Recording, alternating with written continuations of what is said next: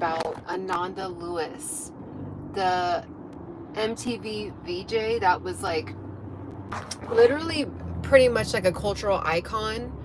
She was cool. She was, there wasn't very many black women on MTV during that time, like in the 90s. She was kind of like the it black girl during that time, and I literally wanted to be her. Like, I was like, oh, perfect. I know what I want to do with my life. Like, there it is. Like, there's the example.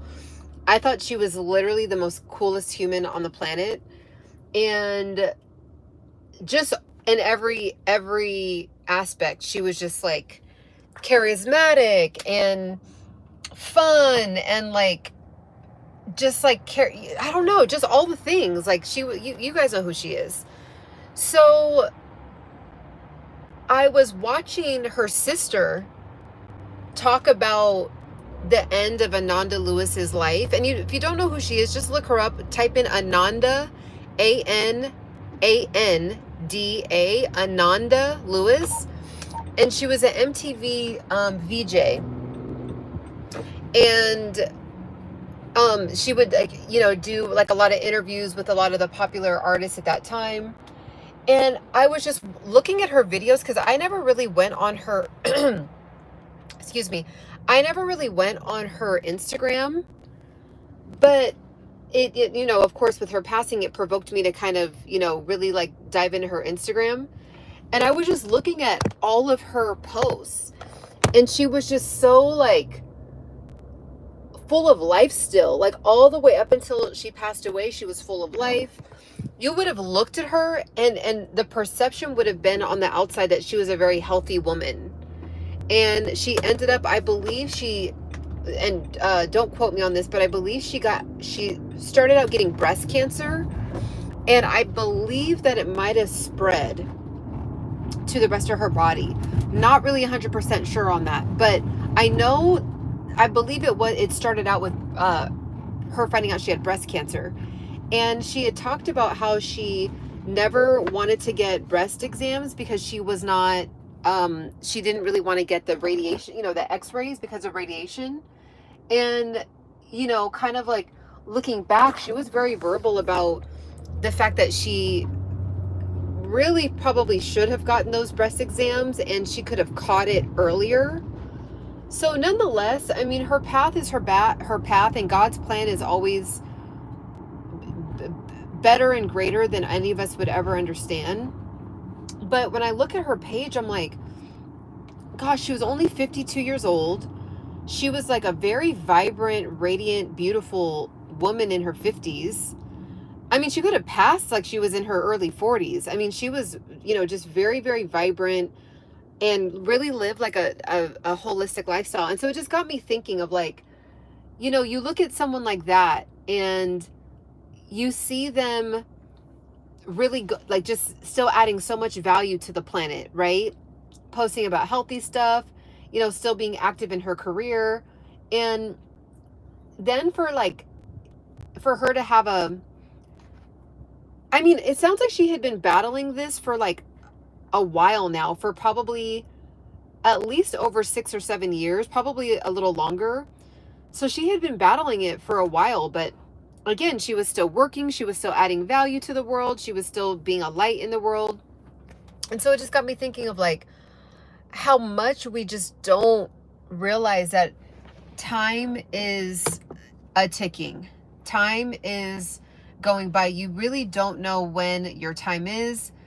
You could be really the healthiest person and still have a diagnosis. You could be, a young person and something abruptly happen. I mean, you just really don't know. And so there's kind of this, like, for some reason, I guess because we see it happen outside of our realm, it's like, oh, well, that just happens to people over there, like over there on the internet, right?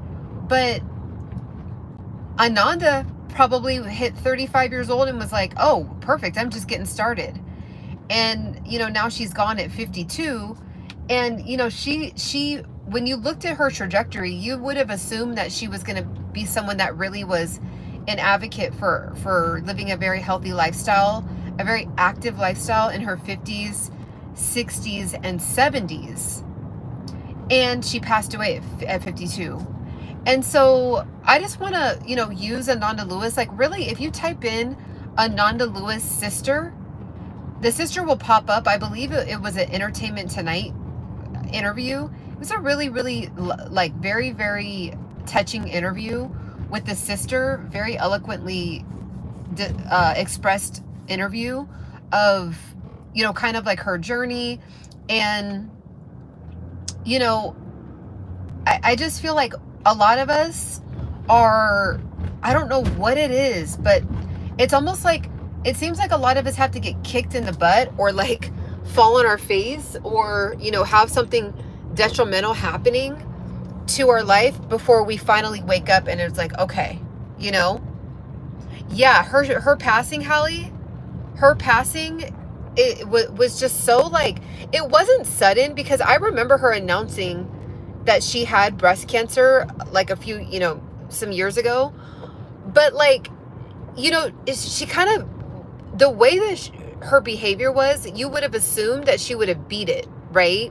Like she was just like juicing and working out and doing all these holistic things. And I think that she was also doing a little bit of the traditional like medicine, Western medicine route as well, but not as much as her sister was explaining that she probably should have done. But again, like not judging her path and her decision, what she wanted to do with her body. But I was like, ooh, this is a reminder. I need to go get a mammogram. You feel like you feel like you're in perfect health. And I don't remember if Ananda actually felt like there was a reason she needed to get a mammogram. I don't know if it was just like the normal regular checkup.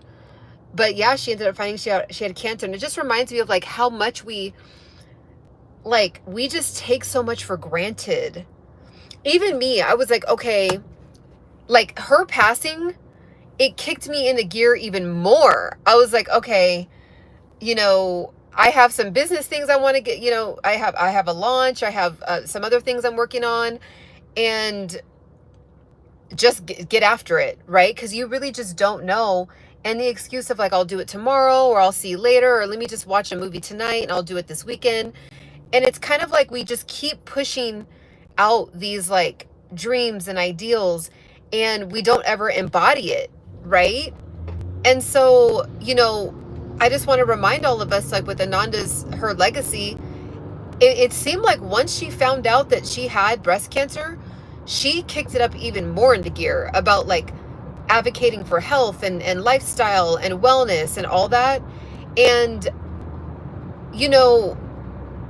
who knows if she wouldn't have got that diagnosis, if she would have been so passionate. But it's almost like we shouldn't have to get passion. We shouldn't have to get a diagnosis or, lose someone close to us or, have something just detrimental happen to where it wakes us up, right? So, God's design is perfect. And I feel like a lot of times when someone influential passes away, it's an opportunity for us to get like a recalibration and remember like, okay, this is not a game. Like every day that goes by that you're not doing your inner work, you're not, getting closer with God, you're not, getting on that meal plan, going on your walks, getting you want to get this particular body, you want to heal your mind. I mean, whatever it is, can just continue. And some of us are doing an excellent job and we're just in the trenches of it. But for those of us that, who I'm talking to, where it's like, oh, in the future or later, or, I got to do this first. And it's like, how many times have we said that we have to do this first, that first? And I did it. I did it with YouTube. I did it with other, personal things in my life. I've done it with, starting my business, getting my trademark. I mean, it took me like 4 long years to finally figure it out, finally get it going, finally start my website. And it's just like, golly, like, why do we have to be like, we don't have to do the slow route. We can decide to get focused.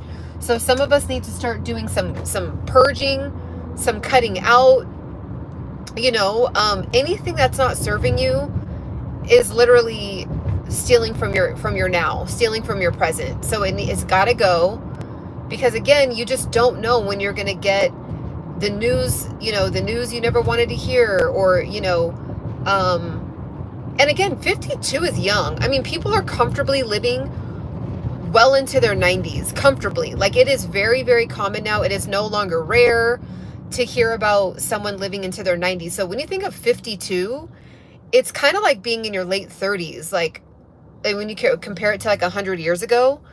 So, I mean, she had like a solid, very active 30 years left of her life. I mean, really longer than that. I mean, one of my mentors, he's 84 and he rides his bike every day for 2.5 hours a day. And he's 84 by himself, like literally, like not like with like help and a walker and all that. He's literally wakes up, does his morning routine, gets his little Yorkie, his little dog, Gidget, and he gets to going. And he lives a very, very active lifestyle. And he's 84. So it's like, there's, bottom line is, we're never going to be this young again. Every day that goes by, we're not going to be this young again. We're not going to have this level of energy again. We're not going to have our bones, our cartilage, our collagen, like, is never going to be pumping through our veins as much as it is in this very second. So, you can finally go after the dream in your 50s, but then all of a sudden, boom, get a diagnosis out of nowhere. And you're like, I wasn't expecting that. Right? Beyonce once said, we don't have days to waste. And things like this remind me of that. Just gotta go get the things done. Exactly. And anything that is holding us back, whether it's something physical, mental, we just gotta start chipping away at it. Like, we have to figure out systems. We have to figure out, methods, and really a lot of it has to do what we stop doing. If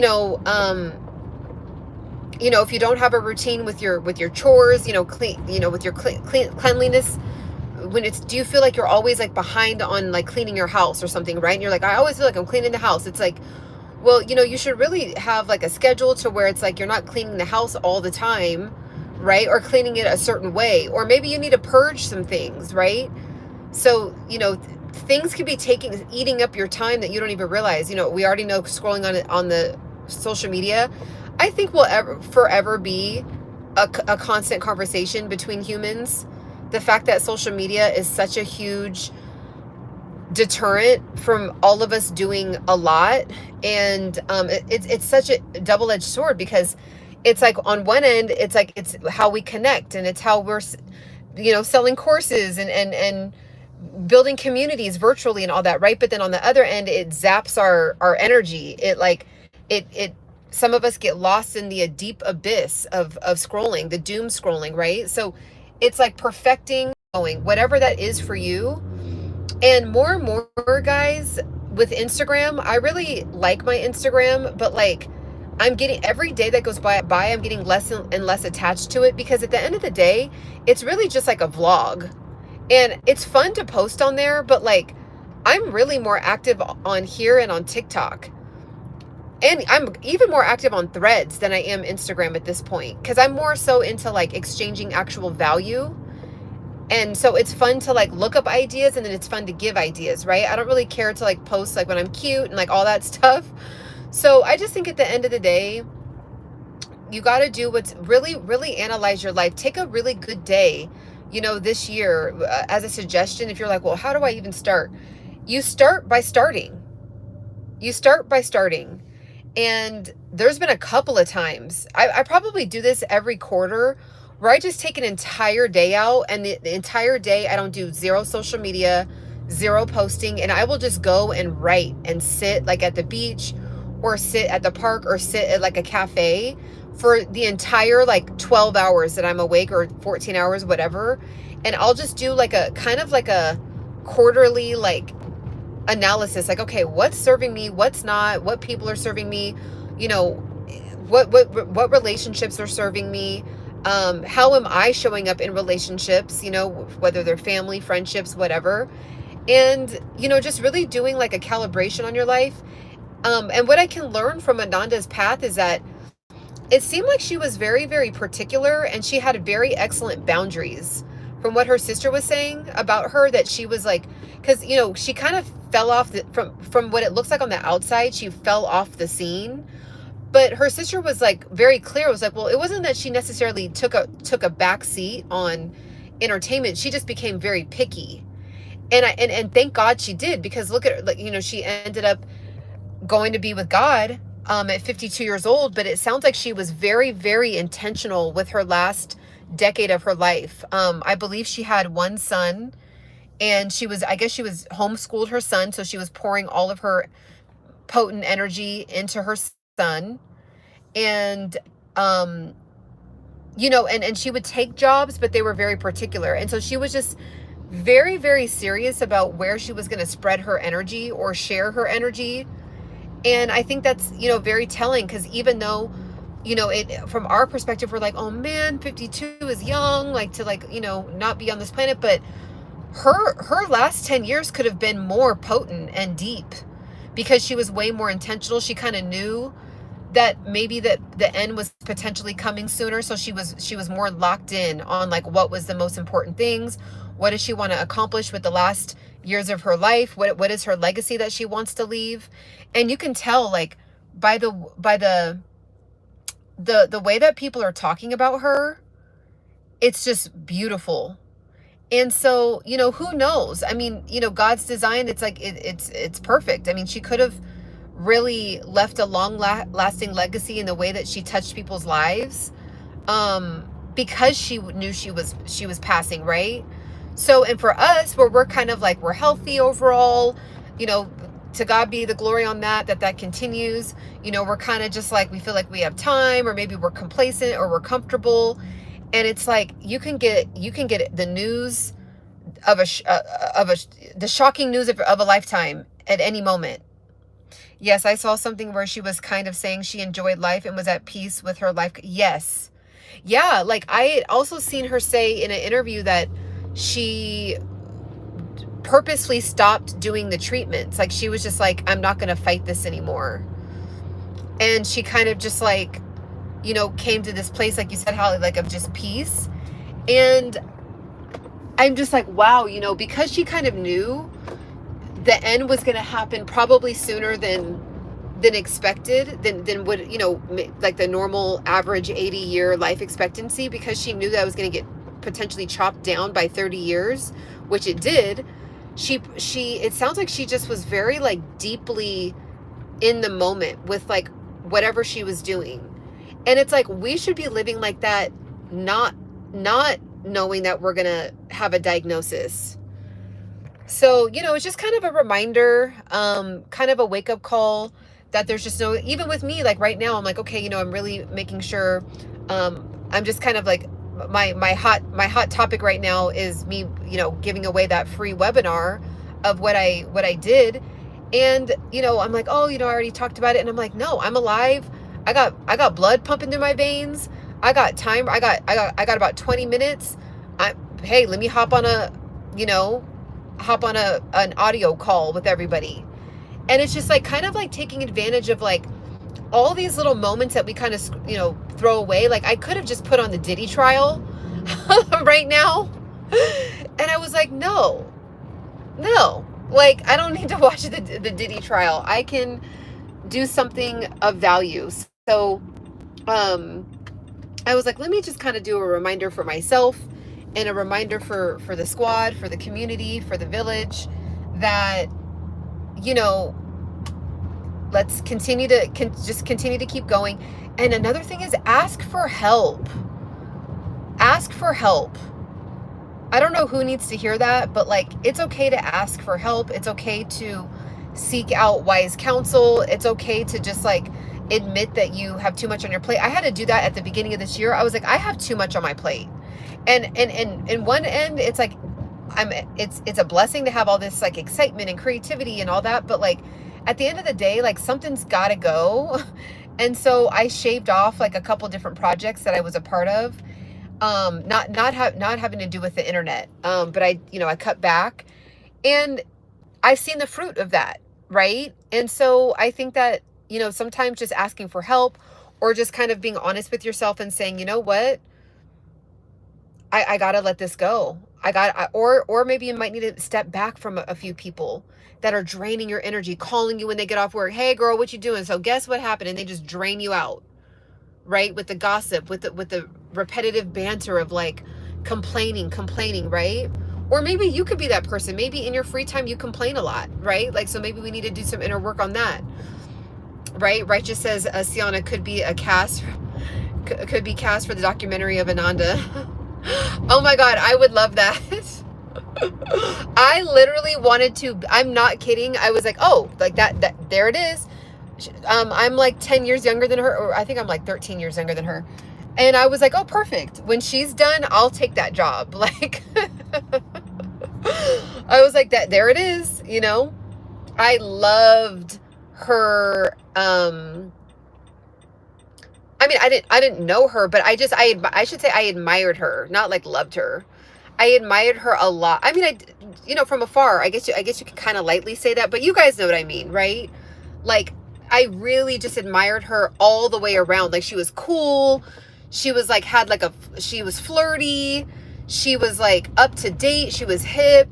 She was like, oh, and I liked how inclusive she was. She wasn't like pro anything. She was just like pro, let me showcase your best light. When she would interview people, she didn't only want to interview one type of person. Like, she reminded me of myself actually a lot.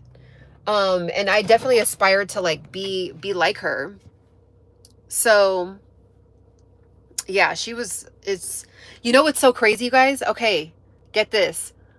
So, I used to work I said this I don't talk about this part of my life a lot, but there was like a 6-month period where I was an executive assistant to this guy who owned a private jean company. And the jeans were like $2,000. Like, they were like pretty expensive jeans. And his name, well, I'm not going to say his name, but his cousin was Ananda Lewis. I was like, no. He goes, yeah, that's literally my cousin. I was like, no, it's not. He goes, I'm going to call her right now. He called her on FaceTime. I was like, oh my God. And he sent a picture of me to her, and he was like, do you think she looks like you? She goes, her exact words were, he goes, I see the similarity, but she's not my doppelganger, but I definitely see why you think that. And I was just like, oh my God, that's so cool. But you just never know. Like, I was just like, oh my gosh, she has no idea. I literally used to like get a microphone and act like I was her in my living room watching you know, whatever that show was called. She would do like this summer show, like on the beach, and like interview people. It was just so dope. I just thought she had the coolest job ever. I believe this is absolutely, this is confirmation. Look, Ananda Lewis was 52 years old, and you go to her Instagram right now. I challenge everybody, go to her Instagram and at least look at the last 5 posts. She's so full of life. Like, it's just like weird to like see someone like so full of life. She looks like she's like 7 years younger. Like, she looks like she's like 44, right? She's like a go-getter, and then she's gone. And it just makes you think of like, what are we doing right now where we're like, we think we have all this time, and some of us will live to 100 and some of us won't, you know? And it's just kind of like, we shouldn't have to get a diagnosis to finally find our passion, finally get ignited, right? And not saying that was Ananda's. I feel like she's, I didn't really keep up with her when she wasn't really in the spotlight as much, but like, assuming based on what everyone is saying that actually knew her in real life, that she was still living a very, very like purpose-filled life. Like, she was just getting after it. Patrick. Oh, bye, Patrick. Have a beautiful evening. Make a slight type of audition, like a demo. Yes, showcase your best light. You never know. You never know. You never know. I would be open. If there was anything like that, if I ever, you know, that would be so cool. That would be really cool. But, yeah, guys, she's a very good reminder. She's someone that you would not have known. Like, you know, you hear about like people like Whitney Houston, Michael Jackson, Prince, DMX, all drug related, right? All drug related. I know the Michael Jackson one is debatable of like, you know, but still there was a substance involved, right?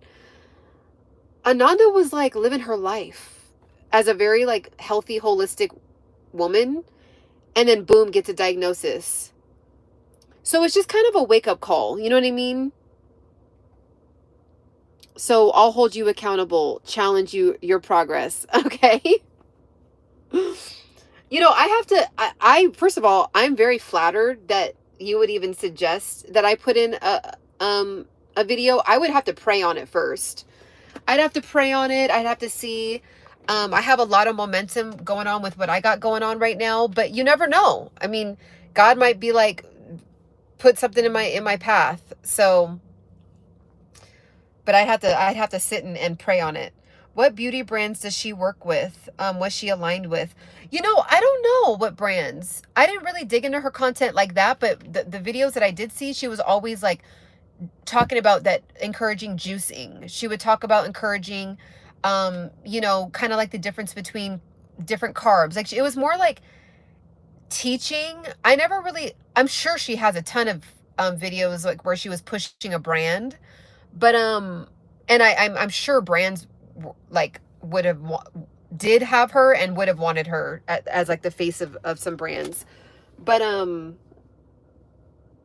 yeah, she was definitely, she was active like right up until I think March, I think was like kind of like her last personal post, I believe, from what I recall. So, you know, it's master procrastinator at this righteous time. I mean, look, righteous writer. I'm not sure if I was gonna say girl, but I'm like, I don't know if that's a man or a woman. um, you know, we got to get to it. And I was like, I gotta say this to remind myself and to remind the tribe that like, it doesn't matter what, it could be cleaning your room. You know what I mean? It could be like, you know, I'm not really trying to do all that. I'm not really trying to build a brand. You know, you got to chill, Ciana. That's fine. But like, what is it personally? Make the phone call.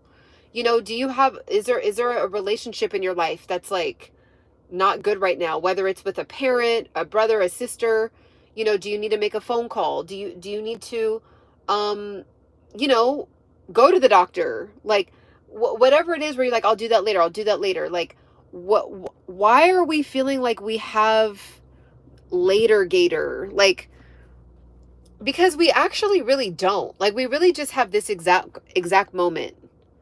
And I would rather God remove me from the planet while I was in the momentum rather than him removing me and then being like, you were just sitting on the couch. Like you were just scrolling. Like that's it. You know, even if you believe in reincarnation, you're not coming back as Ciana Singh. You don't know what you're going to come back as. So even if you, oh, well, I'll just come back next lifetime. You don't know what you're coming back as. You may not be this good looking ever again. You may not be this fit and charismatic and smart. You may not have this beautiful brown skin ever again. Ever.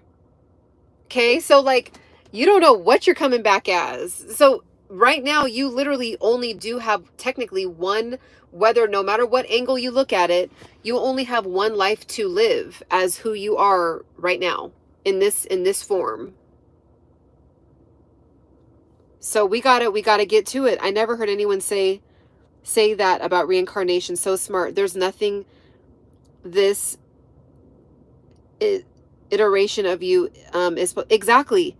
I will never. I got to figure it out now because I ain't coming back with the big eyes and the curly hair and the brown skin. So I better maximize what I can now. You know what I'm saying? Because, you know, and I and I say that for all the people that, you know, because there's always, you know, one or two that are like, well, reincarnation, I'll just come back. And it's like, okay, well, that's fine. But when you're coming back as something else, you're going to be like, well, dang, I really should have just went after the business, you know, because now I'm Fred and I live in like the Netherlands and I'm, you know what I'm saying? Like you know, you don't know what is going to happen. So bottom line, yeah, you might come back small eyes, no hair and pale. So look, I gotta go hard with the attribute. When God entered me into this realm and he gave me my backpack of my skills, my attributes, my physical ones, my mental ones, my emotional ones, all of it. This combination, this kit that I showed up to the planet with, I won't get the same kit next time. Whether it's I stay in heaven or I get reincarnated, you're not coming back with the same kit. And then Sikhism believes that you could come back as a bug. You can come back as a cow. That would suck. So I mean, and then you're sitting there as a cow, like, dang, I should have started the business. Like, I should have just. Now I'm getting my nipples pulled on by all these humans when I should have just, 100 years ago, like I should have just figured it out. You know what I'm saying? So it's just like, no matter which way you spin it, you got to take advantage of the right now. You got to take advantage of the right now. So you inspired me to purchase a very first short video. Awesome. Awesome, awesome, awesome. Let's get it, guys. Let's get it. Okay, whatever realm that is, no matter how small, no matter how big, let's keep going. Okay, let's keep going. So have a beautiful rest of your day, guys. Oh, by the way, the free training is still up. Go to embodypursuit.com. Get the free webinar. If any of you on here have been teeter-tottering, oh, should I watch that webinar? Watch it. Watch it. Watch it. Okay, it'll inspire you. So have a beautiful rest of your evening, guys. Bye.